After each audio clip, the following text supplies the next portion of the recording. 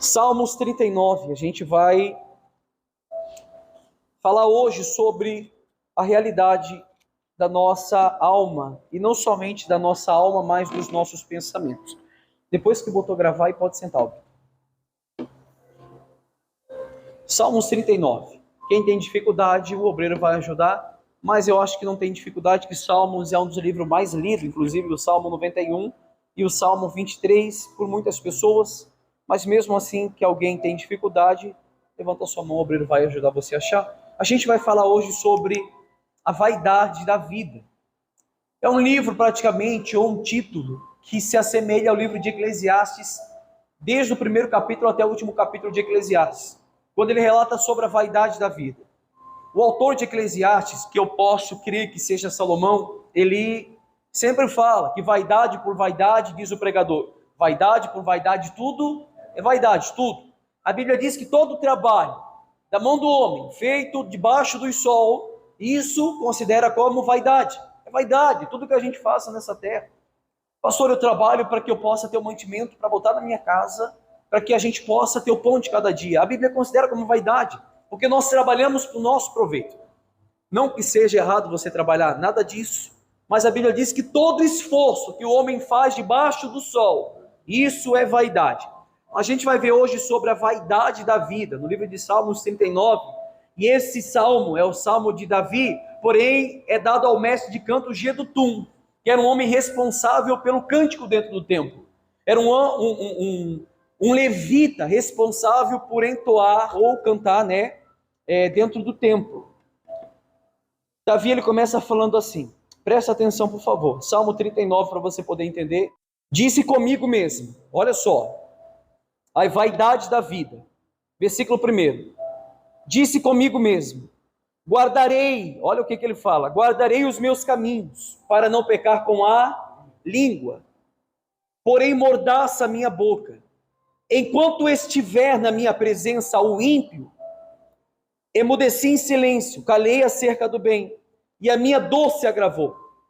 Embrasiou-se-me no peito o coração. Enquanto eu meditava, ateou-se o fogo. Então disse eu com a própria língua, dai-me a conhecer, Senhor, o meu fim, e qual a soma dos meus dias, para que eu reconheça a minha fragilidade. Deste aos meus dias o comprimento de alguns palmos, a tua presença. O prazo da minha vida é nada. Na verdade, todo homem, olha só, presta atenção, todo homem, por mais firme que seja, é o quê? É o quê? Pura vaidade. Com efeito, passa o homem como uma sombra, em vão se inquieta, amontoa tesouros e não sabe quem os levará.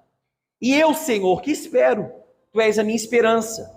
Livra-me de todas as minhas iniquidades. Não me faças o opróbrio do insensato. Emudeço, não abro os lábios, porque tu fizesses isso. Tira de sobre mim o teu flagelo, ou a tua ira.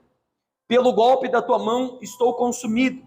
Quando castigas o homem com repreensões por causa da iniquidade, destróis nele como traça o que tem de preciso, como efeito, todo homem é pura vaidade. Pastor, eu não entendi nada, eu vou explicar para você. Nesse salmo, esse Salmo 39, Davi, ele revela o quanto a gente é frágil. Ele mostra o quanto o ser humano é frágil. E eu lendo essa passagem ontem na minha casa, na minha mesa, e quando eu começo a ler essa passagem, eu vejo que um versículo muda totalmente o tom da oração de um homem piedoso. Um versículo muda totalmente a oração de um homem flagelado, ou um homem que está praticamente enfermo, não digamos enfermo de doença, mas enfermo do coração. Um homem que está doente da alma, doente do coração.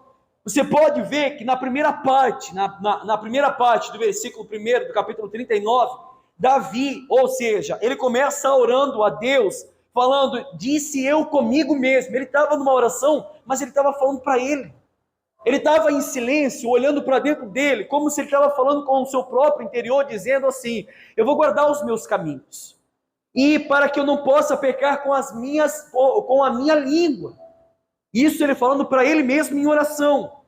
porém mordaça a minha boca, enquanto eu estiver na presença do ímpio. Até aqui a gente vai ver um homem que está orando a Deus, ou falando consigo mesmo, mais em oração, falando assim: eu vou guardar os meus caminhos, eu vou cuidar onde eu estou caminhando, aonde eu estou trilhando os meus passos. Não somente isso, mas no modo figurativo, ou no modo pejorativo da coisa, ele estava falando: eu vou colocar uma mordaça na minha boca, para que eu venha cuidar no que eu vou falar diante dos ímpios, diante do mundano. Eu sempre falo uma coisa, e você já viu nas minhas redes sociais, e coloque em prática isso: fale mais com Deus e menos com as pessoas. E quando for falar com as pessoas, fale mais de Deus e menos de você. Davi estava falando assim: quando eu estou na presença dos ímpios, dos mundanos, eu vou cuidar no que eu vou falar. Olha o modo figurativo que ele fala: eu vou colocar uma mordaça na minha boca, eu vou cuidar, eu vou observar minhas palavras, eu vou observar no que eu falo. Não é isso que ele está falando? Então, na primeira parte, tudo bem, era uma confissão de pecado, olhando para o caminho que ele estava trilhando. Era uma confissão, mas não é esse o ponto da coisa que eu quero chegar. Davi estava entrando numa oração para confessar pecado, mas tinha algo que estava afligindo a alma de Davi. Tinha algo que estava consumindo o seu interior, tinha algo que estava praticamente, como ele mesmo fala, aquieta a minha alma, porque te perturbas dentro de mim. Espera no Senhor, espera em Deus. Davi, em todas as orações, ele falava praticamente isso, e nessa oração de primeira instância, as primeiras palavras de confissão de pecado, de observância nos seus passos, e cuidar com as suas palavras, ele continua dizendo no 2 assim: emudeci em silêncio, calei acerca do bem. Olha só, aqui que chega uma parte muito importante. Uma parte muito importante. Depois que ele confessa esses pecados, ou depois que ele analisa que ele tem que caminhar não em passos de ímpio e cuidar no que ele fala, ele emudeceu, ficou calado. Perdeu a voz praticamente no modo figurativo, não falou nada. Não pronunciou palavra nenhuma, ficou em silêncio. Depois de uma oração de praticamente confissão, ele ficou em silêncio, ele ficou calado. Olha só como um versículo muda o tom de uma oração. Olha só como o propósito da oração de Davi não era para confissão de pecado, era algo que estava consumindo ele lá de dentro. Porque ele continua falando assim, vamos no 2 de novo: emudeci em silêncio, ou seja, fiquei calado, fiquei como mudo, calei acerca do bem, e a minha dor se agravou. Quando Davi ele fica calado, quando Davi ele fica em silêncio, quando ele fica mudo, a Bíblia diz que a dor dele se agravou. A dor piorou. Aquela dor que ele sentia na alma começou a consumir ele totalmente. Em todo o seu ser, não tinha momento nenhum que ele tinha paz de espírito. A Bíblia diz que a dor se agravou. Você já sentiu dor? Sim ou não? Agora imagine essa dor que você sentiu, ela se agravando, ela piorando, ela aumentando, você não suportando essa dor. É como se eu falasse assim: eu estava sentindo dor, mas essa dor se agravou. Alguém está no hospital, estava doente, mas o problema dele se agravou. Logo vem na nossa mente o pior, não é? Logo vem na nossa mente o pior. Então Davi, depois de uma oração, fica calado, em silêncio, e ele falou que ele tentou ficar em silêncio acerca do bem. Não era do mal, era acerca do bem. E quando ele ficou em silêncio, meu amigo, a dor se agravou. Ele continua falando assim, no 3: esbraseou-se-me no peito o coração, enquanto eu meditava, ateou-se o fogo, então disse eu com a minha própria língua.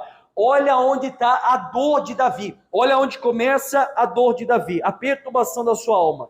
Versículo 4: dai-me a conhecer, Senhor, o meu fim, e qual a soma dos meus dias, para que eu reconheça a minha fragilidade. Olha só, a gente recente passamos por uma virada de ano, e muitas pessoas, eu tenho certeza que quando passaram da meia-noite para meia-noite uma, ou da 11h59 para meia-noite, quando virou o ano, eu tenho certeza no que eu vou falar aqui agora, certeza, A grande maioria das pessoas, elas não pararam para analisar e falaram assim: meu Deus, mais um ano está indo embora. Mais um ano, olha como o tempo está passando. Olha como as coisas estão mudando. Olha como muitas pessoas estão se esfriando. Davi, por um momento, orava a Deus em forma de confissão de pecado. Ficou em silêncio, a dor agravou. Mas ele parou e falou: Senhor, quando a dor começou a doer dentro do coração dele, começou a alma a perturbar, ele falou: Senhor, dai-me a conhecer o meu fim. Senhor, mostra-me, meu Pai, qual é o meu fim, aonde eu vou parar, quais são os caminhos que eu estou trilhando. Será, Senhor, que se o Senhor voltasse hoje pelos caminhos que eu estou trilhando, eu poderia considerar um homem íntimo, um homem piedoso ao ponto de dizer: eu vou poder sentar na mesa e cear com Cristo? A perturbação da alma de Davi era como se fosse hoje um homem que parasse para analisar os seus dias contados. Não é um dia mais que você faz aniversário, é um dia perto da morte. Os dias estão se abreviando. Há pouco tempo atrás você estava com 10 anos, você estudava. Hoje, meu amigo, você está aposentado, você está trabalhando para manter uma casa. Talvez você olhe para a sua vida e pergunta: meu Deus, como o tempo passou rápido. A vaidade da vida. O tempo está passando tão rápido que as pessoas não estão parando para analisar acerca da sua alma, do seu estado de espírito. As pessoas não estão parando para analisar aonde que os seus pés estão trilhando, aonde que os seus passos estão sendo conduzidos. Por isso que Davi mesmo fala: eu amo a tua lei, nela medito o meu coração. Ó, lâmpada para os meus pés e a tua palavra, e luz para os meus caminhos. Por que Davi falava isso? Porque ele sabia que se ele andasse nos caminhos maus, ou o caminho para a direita ou para a esquerda, ali poderia ser o fim da sua vida. O fim. A gente já falou aqui, como a gente falou na oração, a Bíblia fala que a causa de nós não sermos consumidos é a misericórdia do Senhor. Sendo ímpio, sendo justo, sendo homem piedoso. A Bíblia mesmo fala que os olhos do Senhor estão sobre o justo, sobre o ímpio. Sobre todos. Se o ímpio não morreu hoje ainda, mesmo que cometa pecado, é porque a misericórdia de Deus está sobre a vida dele. Se nós não falecemos ainda num tropeço que nós cometemos, é porque a misericórdia de Deus está na nossa vida. De fato, o homem não passa de um sopro. Você vê tanta gente do seu lado indo, você vê tantas pessoas no seu lado indo, e você acha que não vai acontecer com você. O problema não é o dia que acontecer. O problema é, você está preparado para que aconteça? Você está preparado, de fato, para o dia em que o seu respiro, o seu fôlego de vida ser tirado de você? Você está preparado para isso? Porque as pessoas não param para analisar acerca disso. A Bíblia manda a gente pensar nisso. Ou seja, olhando para a nossa vida hoje, a Bíblia considera as nossas obras como um trapo de imundícia. Tiago mesmo fala, se eu não me engano, Tiago fala assim: você fala hoje, amanhã iremos à cidade, venderemos. Mas o que é sua vida, homem? A não ser um vapor que logo aparece, depois some, ou uma neblina. Não seria mais certo dizer, como diz a Bíblia: amanhã iremos, se assim Deus permitir, Deus deixar, se Deus quiser. De fato, se Deus quiser. Eu falo quase toda a pregação isso, todo mundo aqui coloca o celular para despertar, não é? Para ir trabalhar, mas você não sabe, meu amigo, se você vai levantar. Tem gente que está morrendo agora, nesse exato momento, que achou que nunca iria passar por esse momento. Nesse exato momento, quantas pessoas já estão perdendo a sua vida? O problema não é a morte, o problema é: estamos preparados para a morte? De fato, estamos preparados? Poderemos dizer, como Paulo disse, a morte para a gente é lucro. Se fosse para mim morrer hoje, seria graças a Deus, porque eu estaria do lado do meu Deus. Eu sei os caminhos que eu tenho trilhado. O homem que sabe o caminho que ele tem trilhado, ele não tem medo da morte. O homem que sabe aonde ele está pisando, ele não tem medo da morte, ele não tem medo do luto. Ele não tem medo de perder a sua vida, porque ele sabe que a morte é o que aproxima ele do seu Deus. Amém? Ou seja, a vida passa de maneira rápida, nós precisamos aproveitar bem o tempo. Pastor, mas esse tempo que eu tenho que aproveitar, de que forma? A gente tem que aproveitar bem o tempo, sabiamente, durante esse tempo todo, pautado com o nosso coração na palavra. Porque, como eu sempre falo, a gente pode estar aqui hoje, mas você não sabe se vai conseguir sair daqui. A gente pode estar nesse momento sentado, ouvindo essa palavra, mas a gente não sabe se a gente vai conseguir sair com essa palavra daqui. Mesmo através das tribulações, isso só é possível quando os nossos caminhos são dirigidos pela palavra de Deus. Passamos por tribulações constantemente. Eu estou falando para aqueles que realmente estão em cima da palavra. A gente passa todo dia. A Bíblia diz que todos os dias nós somos entregues à morte. Todos os dias. Nós pregamos quinta-feira passada, e vai ser o sermão que a gente vai pregar esse domingo. Como faltou muita gente, a gente vai falar sobre a morte espiritual. O morrer para nós mesmos. O morrer, como eu falei quinta-feira passada, Cristo quer matar você. Cristo quer acabar com a sua vida. Para que você não venha mais viver a sua vida. Porque se você viver a sua vida, há insegurança acerca da sua salvação.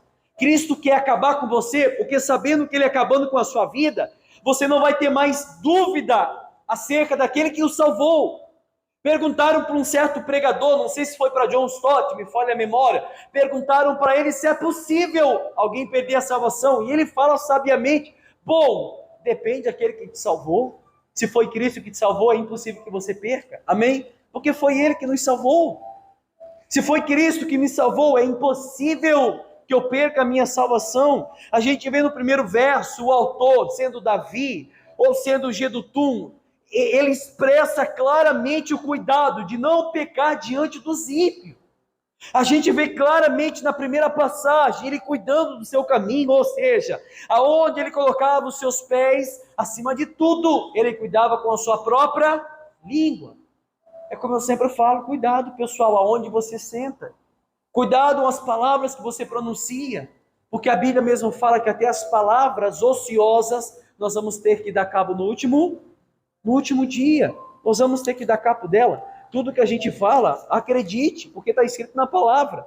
Tudo que a gente fala, a gente vai ter que dar cabo no último dia. O próprio livro de Tiago 1,19 diz, todo homem seja pronto para ouvir e tardio no falar. Tardio no falar. Você pode ver que a grande maioria das pessoas piedosas da Bíblia, eles têm muita inteligência no que eles falam. Porque de fato, é como eu acabei de falar, quando eles falavam somente com Deus. E quando falavam com as pessoas, falavam mais de Deus e menos. Testemunho na Bíblia nunca foi dos autores, mas foi voltado para Cristo. Você pode ver que quando Paulo fala sobre o Evangelho, ele fala o testemunho de Cristo. Nós não testemunhamos a nós mesmos, nós testemunhamos a Cristo, sim, Cristo ressuscitado.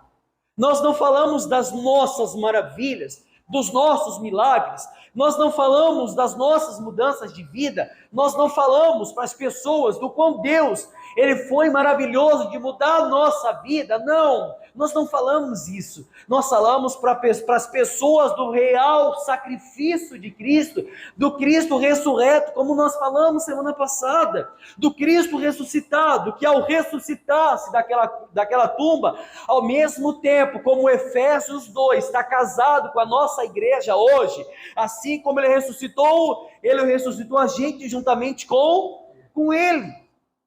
Isso quando nós estávamos mortos dos nossos pecados, nas nossas angústias, na nossa alma caída, na nossa natureza manchada, Cristo ressuscitou a gente juntamente com ele. Então, o testemunho que tem que ser dado um testemunho de Cristo ressurreto, o Cristo ressuscitado, que foi ressuscitado dentre os mortos, e assim como ele ressuscitou a gente juntamente com ele. Ou seja, uma metáfora muito importante, faça isso, coloca uma mordaça na sua boca, modo figurativo, coloca uma mordaça na sua boca, enquanto o ímpio estiver na sua presença, enquanto o mundano estiver do seu lado, cuidado nas palavras que pronunciam da sua boca, cuidado, porque se uma pessoa, ela vê como escândalo e ela não vem para a igreja por causa disso, você vai ser julgado por isso e condenado por isso, porque você foi um mau testemunho diante daquelas pessoas. Ou seja, o modo mais simplificado do texto ou a Bíblia atualizada diz, ficarei bem calado, especialmente quando estiver perto daqueles que não temem ao Senhor. Como eu sempre digo, cuidado com as suas palavras, amém? Ou seja, quando Davi, ele começa a orar a Deus, falando dos seus pecados, mas não era esse o ponto de vista de Davi, não. O ponto de vista de Davi era cuidar e olhar para a sua vida, como diz Coríntios 13:5, 2 Coríntios, Examinai, portanto, a vós mesmo, a fim de verificar se estáis realmente na fé. Examinai-vos, portanto, a vós mesmo. É muito maravilhoso quando a gente vê alguém pronunciando a palavra de Deus, mas para querer julgar o próximo, é ou não é? Mas a Bíblia manda a gente examinar nós mesmos, portanto, examinar nós mesmos, o nosso coração, as nossas palavras, a nossa vida. Paulo fala isso em Coríntios 13:5, portanto, olhai para dentro de vocês, a fim de verificar se vocês realmente estão na fé, a fim de verificar se de fato vocês estão no caminho. Eu conheço muita gente na igreja assim, que usa da palavra para querer condenar os outros, meu Deus. Mas são pessoas ocas. Já viu aquela árvore oca, sim ou não? Você não pode encostar, porque senão ela quebra. Tem pessoas ocas dentro da igreja, que dizem ser meros cristãos, mas você não vê ela na igreja, é ou não é? Mas quer usar a Bíblia para condenar os outros. A gente vê isso, meu Deus. A gente vê muito disso. 1 Coríntios 11:28, quando Paulo está falando, olha, porque eu recebi do Senhor aquilo que eu também vos entreguei, que na noite em que o Senhor foi traído, tomou do pão e disse, comei dele todos, que isso é o meu corpo. Pois, semelhante modo, depois de haver ceado, tomou do cálice, disse, bebei, comei e bebei, que isso é o meu cálice, o cálice da nova e eterna aliança, que é derramado por muitos para a remissão dos pecados. Aí ele continua dizendo, examinai-vos, pois, a vós mesmos, depois comei do pão e bebei do cálice. Examinai-vos a vós mesmos, olhai para dentro de vocês, olha para dentro de vocês hoje, se a vida de vocês não é uma mera fantasia. Olha para dentro de vocês hoje, homens e mulheres que dizem ser piedosas, será que são mesmo? Prova a fé de vocês, olha para dentro de vocês, olha para a vida de vocês, olha para a família de vocês, olha para a casa de vocês, olha para o lar, para o ambiente de vocês e prova a fé de vocês. Fala realmente, será que eu estou sendo um bom testemunho? Não precisa dizer que você é fora, mas pelo menos dentro de casa. Será que a sua mulher, homem, pode dizer que o meu marido é um homem de Deus? Será que você, homem, pode dizer a minha esposa é uma mulher de Deus? Será que pode? Porque a gente vê muitos sepulcros caiados, muitos túmulos bonitos, com a melhor pedra formosa diante de um túmulo que resplandece a luz do dia, mas dentro daquele túmulo está um cadáver podre, cheirando mal. Ou seja, a pessoa, ela resplandece aquilo que está dentro dela e não do lado. Obrigado, Silvia. Obrigado, estava precisando. E não do lado de fora. Ou seja, as pessoas são assim. A gente tem que examinar a nossa vida e realmente ver se a gente está andando na fé ou não. Amém? Você pode marcar no seu caderno, 2 Coríntios 13:5. E também 1 Coríntios 11:28, que fala acerca da Santa Ceia. A gente vai ler agora a passagem de Eclesiastes 7:2. Olha que ponto interessante. Eu quero mostrar para você. Eclesiastes 7:2. Mas no Salmo 39, que a gente estava lendo agora, a Bíblia diz que, na verdade, todo homem, por mais firme que esteja, é pura vaidade. Pastor, eu estou firme. A Bíblia diz que todo homem, por mais firme que esteja, é pura vaidade. Olha só Eclesiastes 7:2. É um texto bem conhecido, eu já preguei aqui isso, mas eu quero relembrar você, porque esse texto ele fala muito, está casando com Salmos 39. A versão atualizada, ela vai falar, olha só, Eclesiastes 7:2. Melhor ir à casa onde há o quê? O que que tem numa casa de luto? O morto. É ou não é? Tem a pessoa morta ali, num caixão. Olha o que a Bíblia fala. Melhor é ir à casa onde tem um velório, aonde tem uma pessoa morta, aonde tem um defunto, aonde tem pranto, aonde tem choro. Eclesiastes capítulo 7, versículo 2. Melhor é ir à casa onde há luto do que ir a casa onde há banquete, ou aonde há festa, ou aonde há alegria, pois naquele dia, naquele momento, se vê o fim de todos os homens, e os vivos que o temem em consideração. Olha só, a versão atualizada diz assim, que é melhor, que sábio é o homem que pensa na morte. A versão atualizada do século 21, se você pegar a Bíblia do século 21, que está lá, né, a nova versão atualizada, ela vai dizer que melhor é o homem que olha para a morte, que pensa na morte, que para pensar na morte. Por que a Bíblia está falando que melhor é ir à casa onde há luto? Por que melhor é eu ir aonde tem um velório? Por quê? Pastor, mas lá tem choro, lá tem pessoas desesperadas, querendo a volta do seu ente querido, querendo que aquela pessoa volte. A Bíblia diz, pois melhor é você estar lá. Melhor é ir numa casa de funebre. Melhor é ir numa casa funerária. Porque chegando ali, você vai olhar para aquela pessoa morta, dentro daquele caixão, perdão a minha sinceridade, mas você vai parar para olhar para aquele momento e você vai dizer, um dia todos estarão nesse lugar. Um dia eu vou estar aqui. Um dia essas pessoas que estão à minha volta vão estar chorando por mim. Um dia vai ser eu que vou estar ali. Olha como a Bíblia manda nós pensarmos no dia da morte. Olha como a Bíblia enfatiza para você pensar. E não só pensar, mas aplicar o seu coração no dia de luto. Porque a versão atualizada diz que sábio é o homem que faz isso. Sábio é o homem que pensa na morte, do que aquele que pensa em festa. Porque na festa, ali você não vê o seu dia. Ali você não para analisar no fim da sua alma, no fim do seu dia. Mas na casa onde tem luto, até o ímpio olha para aquele momento e começa a constrangir dentro de si. É ou não é? Perdão. Melhor ir à casa onde há luto do que onde há banquete, pois naquele dia se vê o fim de todos os homens, e os vivos que o tomem em consideração. Os vivos tomem em consideração. Aí ele continua dizendo lá no 4. Olha o 4. O coração dos sábios está onde? Imagina a Bíblia falar isso, né? O coração do sábio está onde? Na casa de quem? Do morto, do velório. O coração do sábio. Pastor, um homem sábio, o coração dele está num velório. Está ali num velório. A Bíblia está falando isso.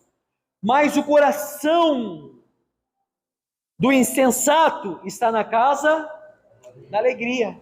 O coração do tolo está na casa da alegria. O coração do tolo está onde todo mundo ri, todo mundo canta, todo mundo se alegra. O coração do tolo está nesses lugares. Pastor, nós temos que ser alegres. Não, a Bíblia não está falando especificamente dessa forma. De fato, você não vai sair daqui com o seu rosto emudecido. Não estou falando isso. Eu estou falando para você olhar para dentro de você, e você olhar que o dia está passando rápido, e você olhar que o seu tempo está chegando, que a sua senha está chegando, que pode ser hoje, você não sabe, pode ser amanhã, você não sabe. Ontem você estava enterrando um ente querido, mas amanhã podem estar enterrando você não sabe. Você não sabe. Mas a Bíblia fala, coração do justo ou o coração do sábio se alegra com isso, se alegra com esse momento. Nós temos que analisar a nossa vida. Nós temos que usar duas questões aqui. Examinar para ver se nós estamos na fé, realmente na fé, e nós temos que realmente analisar se nós partindo hoje seria uma bem-aventurança para a gente. Se a gente partindo hoje, será dia de regozijo, será dia de refrigério, será dia de alegria. Nós podemos, de fato, olhar para a casa do luto, sentir tristeza e ver o fim da nossa alma. Mas depois disso, quando nós partimos dessa terra, nós podemos olhar que, tanto quanto a gente, no dia de luto, olhamos, emudecemos, olhamos para o funebre e olhamos para o fim da nossa alma e encaminhamos o nosso caminho, dentro da palavra da verdade, e caminhamos conforme que a palavra diz, depois disso a gente pode se alegrar, porque a gente vai estar com Ele. Porque a palavra de Deus diz que lá não haverá choro, não haverá dor, não haverá tristeza, não haverá nada disso. Hoje nós podemos ter isso, mas amanhã será dia de refrigério e regozijo para a igreja imaculada do nosso Senhor Jesus Cristo. Amém? Essa é a palavra que eu tenho para deixar para vocês. Quando você sair daqui, faça isso. Faça uma autoanálise da sua vida. Quando eu digo para que quando você for dormir, você não consiga dormir, mas você possa refletir acerca da sua alma, eu não estou brincando com isso. Eu não estou falando em forma de metáfora, não.